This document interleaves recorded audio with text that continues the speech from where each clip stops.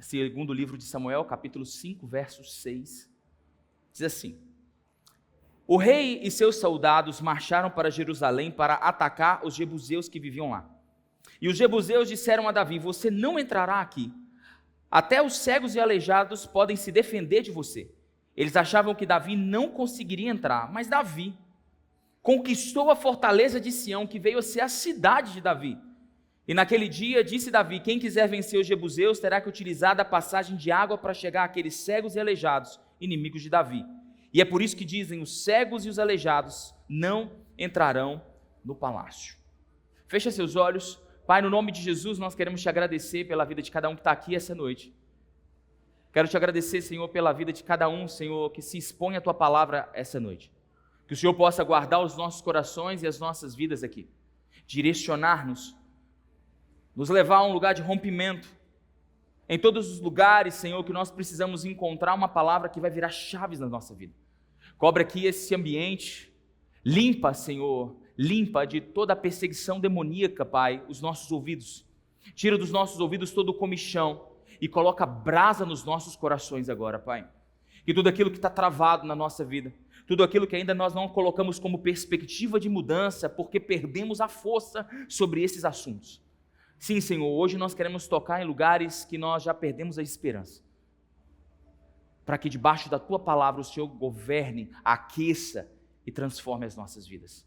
Pedimos ao Senhor que o Senhor ministre a Tua verdade e que o Teu Espírito Santo tenha liberdade de se mover como o Senhor quer, da maneira que o Senhor quer, em quem o Senhor quiser, e toda a honra e glória será sua e somente sua, em nome de Jesus. Aleluia. Eu fico muito empolgado para falar dessas coisas porque eu tenho experimentado disso na minha vida. Talvez seja uma das pautas mais difíceis. Experimentar o verdadeiro confronto e viver para contar o que Deus fez depois de noites tristes. Eu quero te dizer que todos nós vamos enfrentar algumas noites bem tristes. Alguns capítulos bem desafiadores. Todos nós vamos viver isso. Até porque nós fomos, de alguma forma, informados que sempre vai ter um final feliz. Sim. Um dia Cristo vai voltar e o desfecho final vai ser feliz. Mas nem todas as fases e estações da nossa vida são feitos para ter um final feliz.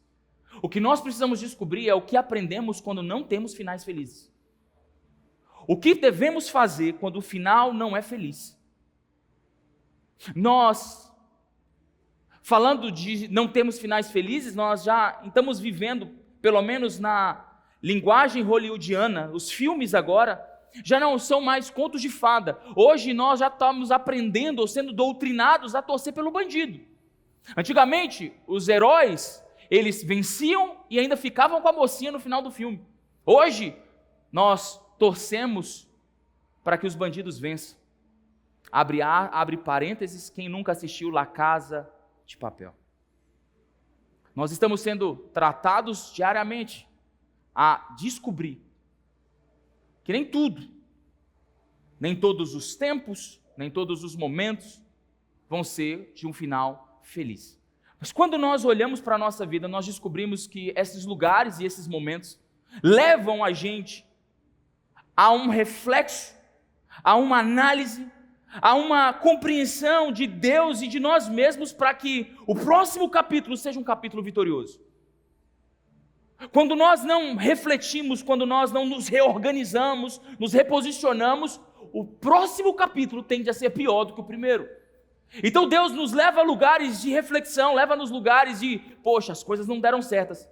Para que a gente possa se reorganizar, se realinhar, se reposicionar e dizer, agora vai dar certo, porque não são as circunstâncias que comandam, mas eu estou numa outra posição para viver aquilo que Deus me prometeu.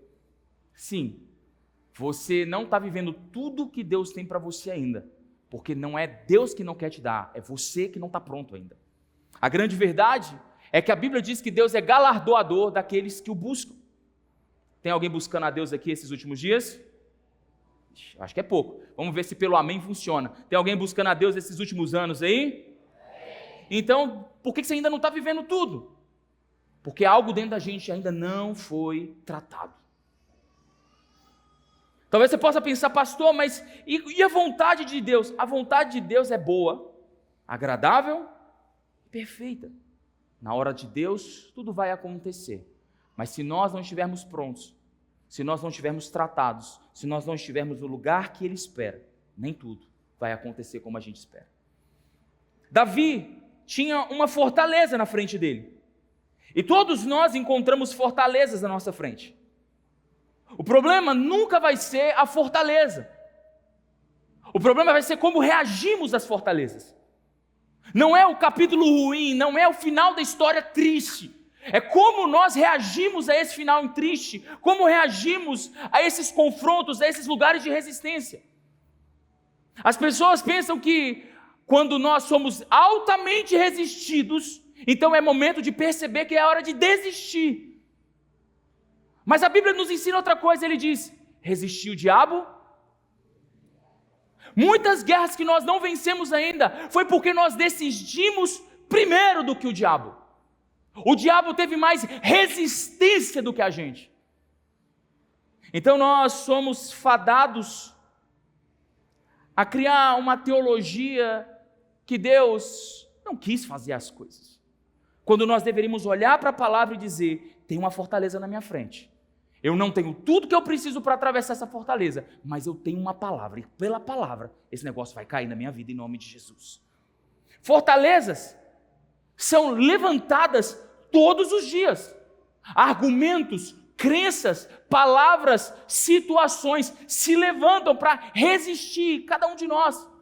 No cotidiano do trabalho, da igreja, dos nossos ministérios, da nossa vida financeira e espiritual, fortalezas sempre se levantarão. Agora, como vamos reagir a elas? É o que vai determinar se seremos vitoriosos ou não. A Bíblia diz que Davi encontrou diante de uma fortaleza uma passagem pelos túneis de água. E por causa da sua persistência, ele não só entrou na cidade, ele não só derrubou o inimigo, mas ele fez daquela cidade um símbolo do seu reinado. Jerusalém, a Sião, foi chamada a cidade de Davi, porque ele estabeleceu ali o seu trono, dizendo, nenhuma fortaleza poderá parar aquele que Deus o chamou para vencer. Nós precisamos descobrir isso. Eu queria que você desse uma olhada e um sorriso para o seu irmão, e dissesse para ele assim, Deus tem vitória para derramar sobre a sua vida. Independente da fortaleza que você está vivendo agora. Independente disso. O problema é que muitas fortalezas, e normalmente o diabo só usa duas. A primeira fortaleza que o diabo usa é a intimidação. É aquela coisa que diz para você, você não vai conseguir. Uma das piores crenças que nós podemos tê-las é, não vai dar. Você já disse isso? Já olhou para uma situação e disse, não vai dar. Alguém já falou isso para alguma situação? Levanta a mão para mim. Já? Sim ou não? Já. Todo mundo já, né? Se não explicitamente pensou, foi isso aqui não tem como dar. A Bíblia diz que um dia, Jesus estava no meio de uma multidão e ele pregou até muito tarde. Jesus se empolgou na palavra. Ficou tarde. E a Bíblia diz que Jesus se recusou a dispensar a multidão. Ele disse, nós temos que dar comida para esse povo. Veio um discípulo e disse, não, vamos comigo? Não, vai, vamos junto? Jesus olhou para a situação e o discípulo disse o quê? Outro apareceu, Filipe disse, Jesus, eu acho que não tem jeito, mas tem um menino aqui com 5 pães e 2 peixinhos. O que aconteceu? Jesus alimentou toda a multidão. Enquanto fortalezas dizem não vai dar, Jesus apresenta a multiplicação para que haja abundância de recursos. Aonde você diz que não vai dar, Deus vai produzir milagres para que aconteça algo na sua vida. Só que a intimidação vai tentar te fazer falar, não vai dar, porque tudo o que você fala, a Bíblia diz que a boca fala daquilo que o coração, se o seu coração foi contaminado com essa palavra de intimidação, não vai dar mesmo. Provérbios 23 diz, assim como o homem pensa que ele é, assim ele será. Existe algo que nos leva a buscar a Deus e nos fazer entendidos sobre a realidade de Deus, quando Deus diz, olha, pega as suas tendas e expanda elas. Ninguém cresce por fora sem crescer por dentro. E uma das chaves que o diabo prende através das fortalezas é exatamente a intimidação, dizendo, eu sei de onde você veio, e o que você quer não vai dar certo.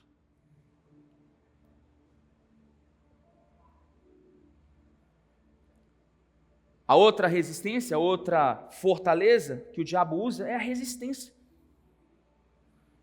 A Bíblia diz, resistir o diabo e ele fugirá de vós. Ele está dizendo, existe um jogo de resistência. Quem fica em pé por mais tempo, vence. Então o diabo fica ali segurando, e segurando, e segurando, e segurando, e te fazendo tropeçar em lugares que você já deveria estar vencendo, mas ele está ali segurando, e resistindo, e resistindo, e resistindo, e fazendo as coisas ficarem difíceis, e recorrência, e pesado, e você está ali, Senhor, mas o Senhor prometeu que isso ia acontecer, mas parece que nada vai para frente. Eu estou tentando, eu estou orando, mas parece que nada vai para frente, parece que minha vida não muda. Senhor, faz alguma coisa. E ali você vai sendo resistido, e chega um momento que você desiste, porque a fortaleza foi maior do que a palavra que você carregava.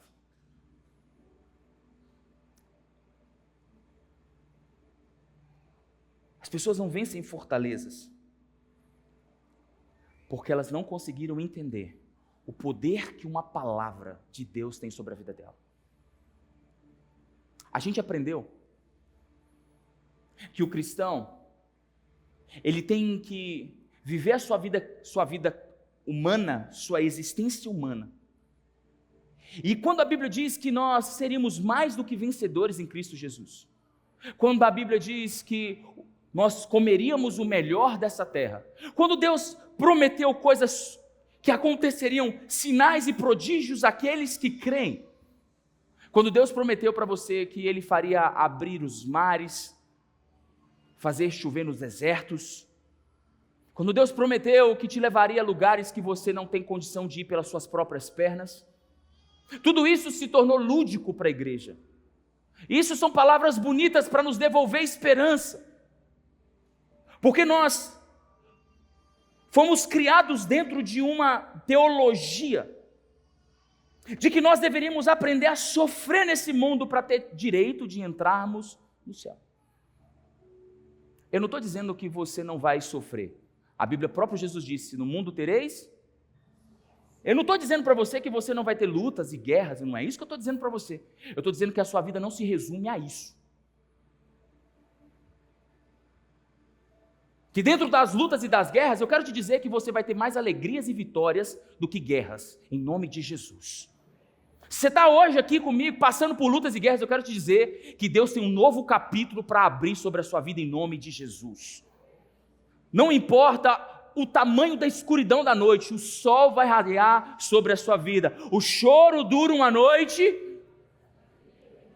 Você pode aplaudir o Senhor por isso? Não importa o capítulo e o desfecho dele, importa é que algo vai acontecer e Deus vai bradar para um novo dia. Debaixo dessa palavra, nós precisamos descobrir então como que essas fortalezas são construídas na nossa vida. Como que isso é construído? Como que eu estou até hoje enfrentando fortalezas na minha vida? Paulo diz, 2 Coríntios, capítulo 10, verso 3, diz assim, porque embora andando na carne, não militamos segundo a carne, porque as armas da nossa milícia não são carnais, e sim poderosas em Deus para destruir fortalezas, anulando nós sofismas e toda altivez que se levanta contra o conhecimento de Deus, levando todo o pensamento cativo à obediência de Cristo. O que Paulo está dizendo é que as fortalezas que nós enfrentamos para o lado de fora, nada mais é do que um reflexo de fortalezas que foram construídas dentro da gente. E que se nós não tratarmos as fortalezas que são dentro de nós, levando os pensamentos cativos a Cristo, essas fortalezas que nós nos sacrificamos para o lado de fora, nunca terão fim. O resultado não está em ser vitorioso para o lado de fora, porque o lado de fora é uma consequência do que está acontecendo do lado de dentro.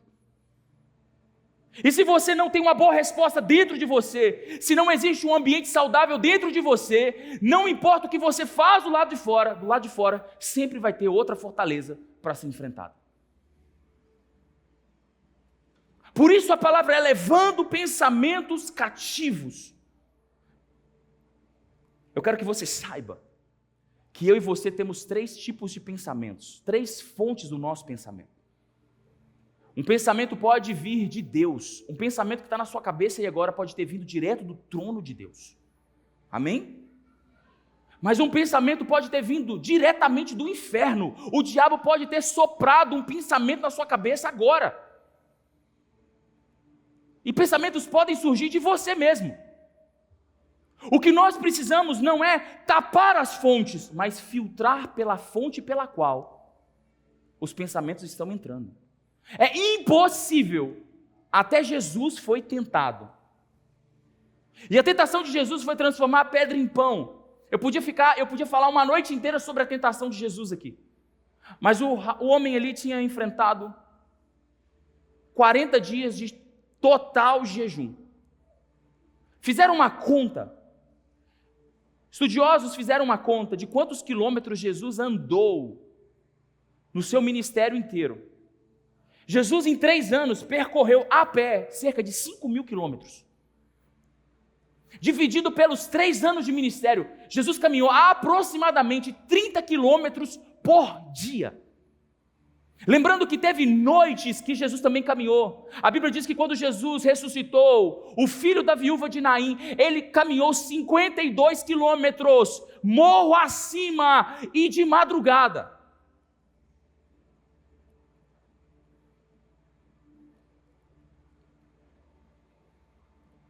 Quando Jesus sentiu fome, depois de 40 dias, ele não sentiu fome daquele desejo de comer um açaí no final do culto. Ele não sentiu vontade, a fome que ele sentiu não foi a vontade de comer um pedaço de pão. A fome que Jesus sentiu naquele dia foi: se eu não comer algo, eu vou morrer fisicamente. E de repente aparece o diabo. Você vai morrer, mas você tem o poder. Desce da sua humanidade e sobe como divino. Manda transformar a pedra em pão e vai acontecer. Se Jesus manda transformar a pedra em pão, Jesus deixa de ser 100% homem. E ele não poderia ter morrido na cruz por mim e por você. A tentação do diabo foi: se torna Deus, você é Deus. Transforma a pedra em pão, você pode. Se até ele foi tentado, eu e você também passaremos por provações e tentações. Todos nós passaremos. O segredo de vencer as tentações: levar o pensamento cativo à palavra de Deus. Espera aí, o que eu estou pensando aqui agora se alinha com a palavra de Deus? Não? Então ele está repreendido em nome de Jesus. Porque se nós não repreendemos e resistimos, pensamentos começam a ganhar espaço dentro da nossa alma. E quando pensamentos começam a construir fortalezas na nossa alma, pensamentos começam a gerir os nossos ambientes. Então aquela voz que dizia que eu não posso, começa a reverberar em muitas áreas das nossas vidas. Então, porque eu não podia crescer, agora eu não posso crescer em muitas áreas da minha vida, porque isso começa a ramificar. Eu quero te dar uma boa notícia aqui hoje. Todo pensamento e toda fortaleza vai cair por terra da sua vida em nome de Jesus. Em nome de Jesus. Mas você vai precisar descobrir como que essas fortalezas entraram para tampar e nunca mais permitir que elas entrem em nome de Jesus. Para isso, eu quero te contar uma história. Marcos, capítulo 9, verso 14. Quando chegaram onde estavam os outros discípulos, viram uma grande multidão ao redor deles e os mestres da lei discutindo com eles. Logo que todo o povo viu Jesus, ficou surpreso e correu para saudá-lo. Perguntou Jesus: o que vocês estão discutindo? Um homem no meio da multidão respondeu: mestre, eu te trouxe meu filho que está com um espírito que o impede de falar. Onde quer que o apanhe, joga-o no chão, ele espuma pela boca, arranja os dentes e fica rígido. Pedi aos seus discípulos que expulsassem o espírito, mas eles não conseguiram.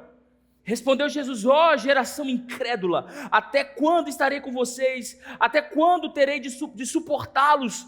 Tragam-me o menino. Então eles o trouxeram, e quando o espírito viu Jesus, imediatamente causou uma convulsão no menino, e este caiu no chão e começou a rolar, espumando pela boca. Jesus perguntou ao pai do menino: há quanto tempo ele está assim? E desde a infância, respondeu ele.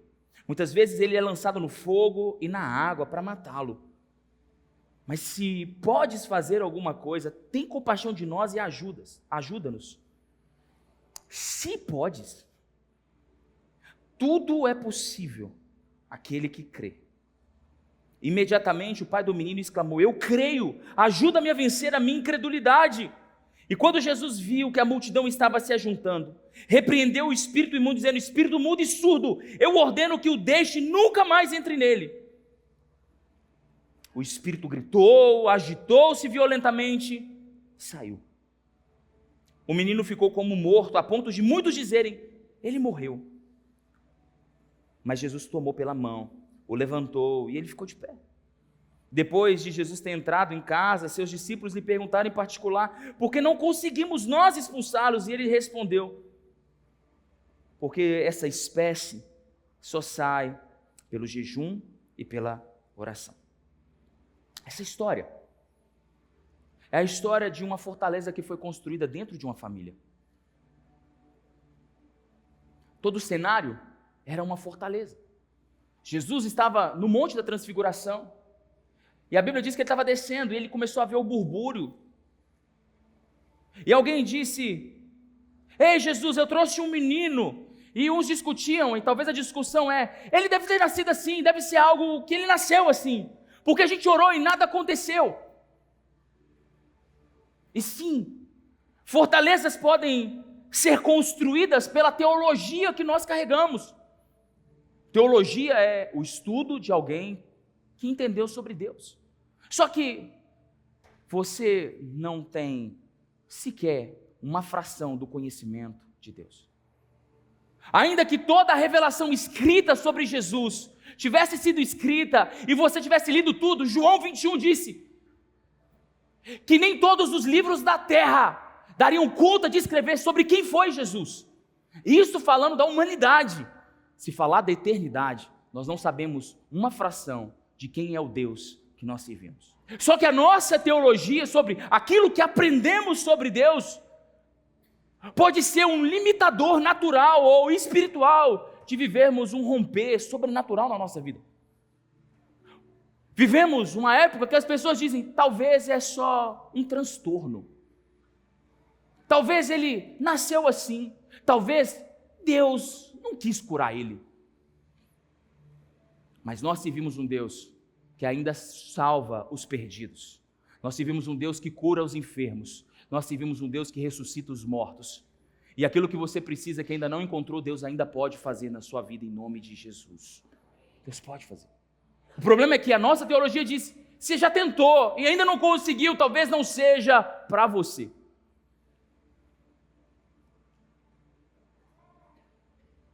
Dá uma olhada para o irmão que está do seu lado, dá um sorriso para ele. Diz para ele: você é mais do que vencedor em Cristo Jesus. Tudo foi redimido na cruz do Calvário. Tudo que Jesus conquistou na cruz é direito nosso, é a nossa herança. Não há nada, não há principados e potestades que podem resistir àquilo que o Senhor disse ao seu respeito. Muralhas cairão quando você entender que a sua teologia não será capaz de limitar o que Deus disse ao seu respeito, em nome de Jesus. Aleluia. Amém. Jesus faz uma pergunta para aquela família: desde quando ele é assim? O menino, a Bíblia diz que o menino começou a convulsionar. E Jesus não correu para acudir. Pelo contrário, o menino começou a convulsionar e Jesus olhou para o pai e disse: ei, o menino convulsionando. Pensa, talvez alguém já passou por essa experiência. O desespero que dá. Mateus, esses poucos dias atrás, semana passada, ele deu 39 de febre. Só o medo da temperatura dele subir já me deixou doido. Eu lembro que eu peguei ele, fui dar um banho frio nele para a temperatura dele abaixar.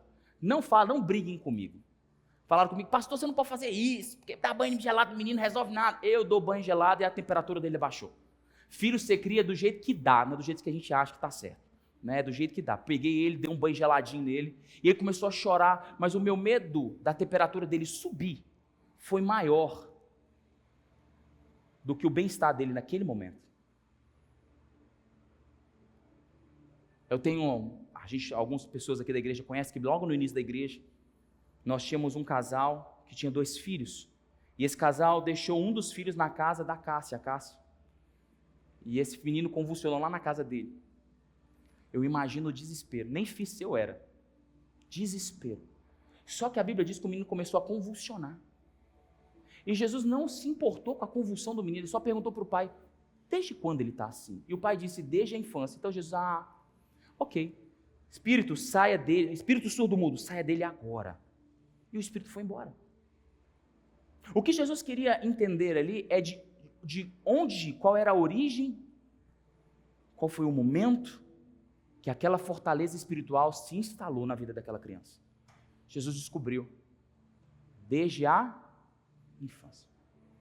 Tem fortalezas que são construídas nas nossas infâncias, dentro de casa. Tem muita gente que ouviu: você não vai dar nada, você não serve para nada, ninguém vai gostar de você, você não é igual o fulano de tal. Todo mundo aqui deve ter um primo mais inteligente, né? Você deveria ser igual o fulano de tal. Essas fortalezas são construídas. O medo da rejeição, a comparação, o que você nunca vai ser suficiente. E aí a gente começa a crescer acreditando que nada que eu faça vai ser suficiente para eu me sentir amado ou para as pessoas me amarem. E essa é apenas uma fortaleza que pode ser construída. Se nós entrarmos profundamente no assunto de fortalezas, fortalezas são construídas com traumas, com abusos, com palavras, com tantas formas que abusos e palavras podem ser construídas, com agressão, com violência, com abandono. Tudo isso pode ser marcas de uma fortaleza construída na infância. E eu e você crescemos, abafamos as memórias, mas a fortaleza continua lá. E talvez o abandono que você sentiu lá atrás, você diz: eu não posso confiar em ninguém, porque todo mundo que eu confio vai embora.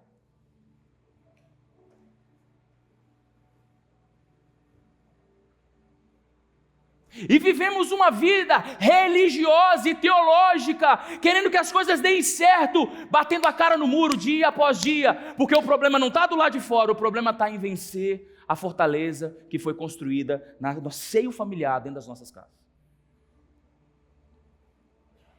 Pastor, o que isso tem a ver com o meu ano? Isso talvez não tenha a ver com o seu ano, tem a ver com a sua vida, porque talvez a sua vida é o reflexo de uma fortaleza.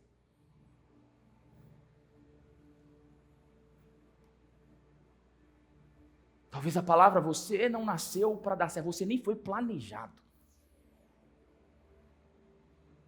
fez com que você não conseguisse dar certo em absolutamente nada, porque quando começa a dar certo, você dá um jeito de sabotar para que aquilo dê errado. Existem pessoas assim, tem tudo para ser feliz, mas fazem da sua vida uma meleca, arrumando problema onde não existe. É aquela mãe ou aquele pai chato, que tudo que faz... Tem uma história de uma família que o menino foi ensinado a estudar. O menino chegou com a prova para o pai e disse: pai, tirei 7 na prova. E o pai disse: 7? Ele estudou mais, tirou 9 na prova. Chegou: pai, tirei 9 na prova. E o pai: 9, mais 9 não é 10. E o menino disse, eu vou tirar 10. E ele estudou, e ele tirou 10. Imagina a alegria daquela criança. Tirou 10 na prova, pegou a nota com 10 e foi lá no pai e disse, pai, tirei 10. E o pai pegou a prova e disse, essa escola está bem fraca, está dando 10 para todo mundo. Sabe o que o pai faz com o filho? Diz, você nunca vai ser bom em nada. E talvez você está vivendo a sua vida desse jeito até hoje. E você diz, Deus, faz alguma coisa, muda a minha história. Só que lá dentro tem alguém dizendo, você não é bom para nada. O problema são as circunstâncias que conspiram contra você? Não, não tem ninguém conspirando contra você. Existe algo dentro de você dizendo, você não vai conseguir.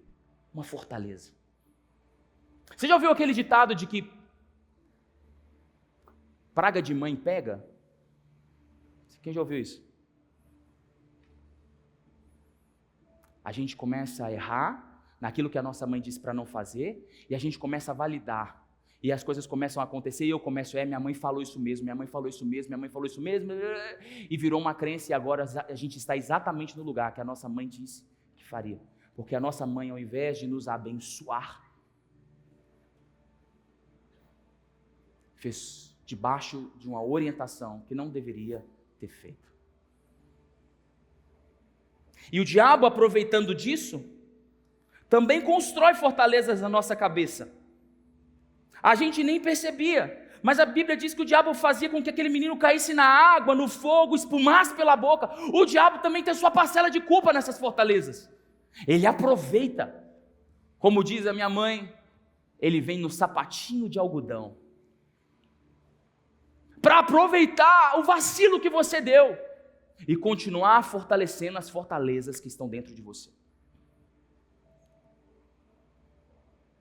Eu sei que falar dessas coisas fazem a gente ficar reflexivo, alguns dão até dores físicas, mas se nós não pudermos falar de coisas pesadas, o que nós estamos fazendo aqui?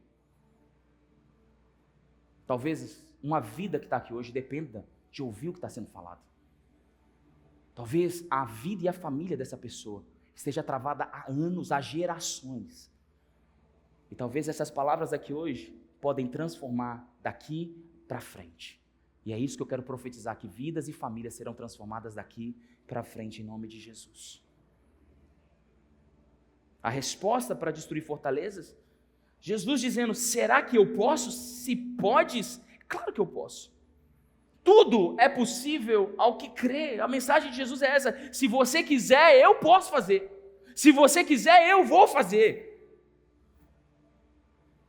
E o problema é que muitas vezes nós olhamos para essa mensagem de Jesus dizendo, mas eu já tenho Jesus, por que ainda não aconteceu? Por que parece que as coisas ainda não deram certo como eu aceitei Jesus, eu levantei minha mão, por que ainda não aconteceu? Eu vou te dizer por que não aconteceu. Porque depois que aceitou Jesus, existem passos a serem dados. Jesus fez uma menção, ele disse, passai pela porta que é apertada, e você vai andar por um caminho que é estreito. A porta chamada salvação, mas existe um caminho para ser percorrido. Não é apenas entrar e saborear o gosto da vitória. Entrar é o primeiro passo. Você precisa ainda trilhar. Tem coisas que você vai ter que deixar para trás. Tem coisas que você vai ter que vencer. Vão ter questões difíceis de lidar. Vai ter um momento que Jesus vai colocar um espelho na sua frente e vai dizer, você não é tudo o que você acha que você é. Vai ter uma hora, meu irmão, senhoras e senhores, vocês vão ter que calçar, nós vamos ter que calçar a sandália da humildade. Se quisermos vencer. Jesus disse, aquele que quiser ser o maior, sirva os outros. Jesus não tem problema com grandeza, ele diz, a chave da grandeza está em servir as pessoas. Mas a gente ainda não entendeu. Porque a gente aceita Jesus, mas não muda os nossos posicionamentos. E a primeira coisa que eu posso aconselhar você para construir fortalezas é: verifique os seus posicionamentos. Porque existem posicionamentos nossos que não são coerentes de alguém que foi liberto pela presença de Jesus. Tem uma história na Bíblia de quando Davi está entrando. A Bíblia diz que Davi está entrando em Jerusalém com a Arca da Aliança. Ele está entrando. Estava todo mundo dançando e celebrando, menos uma pessoa. Só tem uma pessoa em Israel inteiro que não está celebrando o rei, dançando na frente da arca, porque a glória de Deus estava voltando. Só tinha uma pessoa, a esposa dele. E quando ele chega em casa, a esposa diz: que bonito, hein? Papelão, dançando para todo mundo ver. Que bacana, hein? Isso é papel de rei fazer? Sabe o que aconteceu com aquela mulher? Ela ficou estéril. Deus disse: esse tipo de gente não pode reproduzir. Existem posicionamentos nossos que não nos deixam reproduzir aquilo que Deus tem esperado da gente. Sabe que posicionamentos são esses? Não participar das convocações. No momento que Deus está nos chamando para celebrar e para chorar e para orar, você se acha espiritual demais para estar no coletivo. Não valorizar a adoração coletiva. Ficar só observando enquanto as pessoas adoram. A Bíblia diz que Davi estava adorando a Deus, dançando, e Mical estava lá só observando. Cuidado, porque esse tipo de posicionamento pode te roubar da presença de Deus. Seu irmão, ele pode ser desafinado. Eu sou desafinado. Coitado do Adiel que gosta de sentar ali do meu lado. Mas eu não estou aqui para agradar o Adiel. Quando eu levanto as minhas mãos e começo a cantar, eu estou adorando ao Senhor dos Senhores, e não importa quem está do meu lado. Talvez assim isso deveria ser para você também. Não importa se eles estão errando, se eles estão acertando. Importa que eu vim aqui para fazer o que eu vim fazer. E essa posição ninguém rouba de mim. Se o som pifar, se a luz apagar, se a luz acender, não importa. Porque a posição que eu escolhi estar foi nos pés do meu Salvador nessa noite. Talvez existem pessoas aqui que aprenderam a ser especialistas em observação. Que legal. Você pode ser muito bom para observar, mas infelizmente quem observa demais não consegue ter a mesma alegria na execução. Você não foi chamado para ser crítico de igreja. Afinal de contas, nada que está aqui foi feito para você. Nem o louvor, nem a palavra, nem o ar-condicionado, nada foi feito para você. Você está aqui, é um privilégio seu, de adorar o Senhor Jesus, ao Rei dos Reis, junto com essa comunidade. E se você não gostou, paciência, não foi para você. Talvez a sua ajuda possa nos ajudar a melhorar, em nome de Jesus. Mas pessoas que foram acostumadas a observar e a criticar, não vão conseguir executar com excelência. Tem pessoas que se acham inteligentes demais, e por se achar inteligentes demais, chegam a conclusões precipitadas. Elas estão mais preocupadas em proteger a sua reputação do que proteger o seu caráter. Quando você precisa cuidar daquilo que as pessoas pensam de você, é porque você deixou de cuidar daquilo que Deus pensa de você. Enquanto você tenta proteger a sua reputação, você não consegue cuidar do seu caráter. E tem muita gente hoje, por causa das redes sociais, cuidando mais das suas reputações do que do seu caráter. É muito bonita a sua vida no Instagram, no TikTok, mas essa não é a vida real. E não é a vida real de ninguém que está lá. Mas às vezes a gente gosta de se comparar. E achar que se está ali, está dando certo. Nem tudo que está dando, nem tudo que é bonito está dando certo. Se você não mudar sua posição. Entenda uma coisa, existem momentos da nossa vida que nós precisamos aprender a plantar, e no lugar de plantar nós precisamos estar calados. No momento de nós nos abaixarmos para plantar uma semente, é hora de estarmos calados.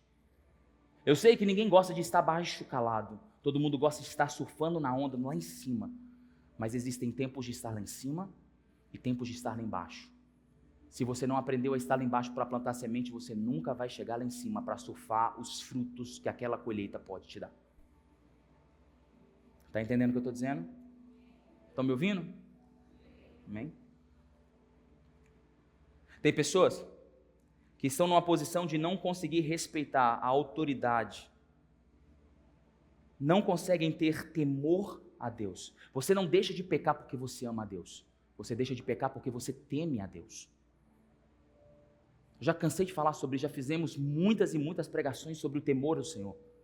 A gente não deixa e não se desvia do mal porque amamos a Deus. Nós nos desviamos do mal porque nós tememos aquilo que Deus pode fazer com o homem rebelde. Então nós doutrinamos o nosso coração e botamos cercas vivas dizendo, aqui não pode ultrapassar. Pessoas que perderam o temor, perderam o pudor de cometer pecados. Acabamos de ver um escritor famoso da nossa geração, que escreveu livros maravilhosos, um dos melhores autores sobre graça, acabou de admitir publicamente um relacionamento extraconjugal por 8 anos. Perdeu o temor. O que nós precisamos para ter muitas vezes, um ano e uma vida sobrenatural é voltar a ter temor do Senhor. Alguns de nós não temos a mínima coerência para verificar o histórico das pessoas, então nós criticamos tudo e todos. Viramos uma geração de reclamadores profissionais. Como que um ano pode ser sobrenatural, uma vida pode ser sobrenatural, se só o que sai da sua boca são sementes de desgraça? Tudo é um murmúrio, tudo é pesado, tudo é difícil. Como que uma vida pode ser leve na presença do Senhor Jesus, se todas as vezes que você tem oportunidade de reclamar, você reclama? É uma fortaleza, dizendo para você, você tem que ser melhor. Só que eu quero te dizer uma verdade, você não vai ser o melhor em tudo, meu irmão. Pelo contrário, vai ter lugar que você vai ser ruim demais da conta. E é para isso que nós estamos aqui. A Bíblia diz que a justa cooperação do corpo é que faz o corpo ser perfeito. Fala para o irmão que está do seu lado, no lugar que você for muito ruim, eu vou te ajudar. E no lugar que eu for muito ruim, você vai me ajudar.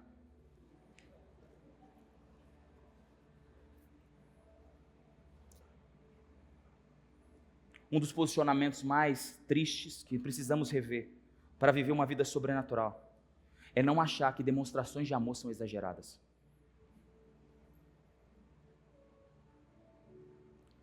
Davi dançava na frente da arca, de alegria porque a glória do Senhor estava voltando. Mas Mical estava do palácio dizendo, o que esse cara está fazendo? O que esse fanfarrão está fazendo? Para todos os críticos, qualquer demonstração de amor é exagerada. A Bíblia diz que um dia uma mulher pegou um vidro de alabastro, foi nos pés de Jesus no meio de uma reunião, jogou o óleo nos pés de Jesus e começou a chorar. E a Bíblia diz que ela lavava e secava os pés de Jesus com seus cabelos. Os discípulos ficaram bravos, dizendo, o que essa mulher está fazendo? E Jesus, ei, ela fez mais do que vocês, cara. O problema é que vocês estão achando que demonstrações de amor são exagero. Porque vocês não entenderam para quem vocês estão ofertando. Se Jesus estivesse aqui agora, eu nem tenho cabelo, eu ia pegar o da sobrancelha para lavar os pés de Jesus. Mas sabe o que acontece? Se alguém der um pulinho aqui na frente, você fala, esses meninos estão na carne. Quando era você que devia estar aqui na frente pulando. Outro levanta a mão, o outro começa a dar um glória a Deus mais alto, e você fala, o cara está gritando aqui na minha cabeça, quando era você que devia estar abraçando ele, gritando os dois juntos, porque não existe demonstração de amor exagerada, quando nós sabemos a quem nós estamos adorando.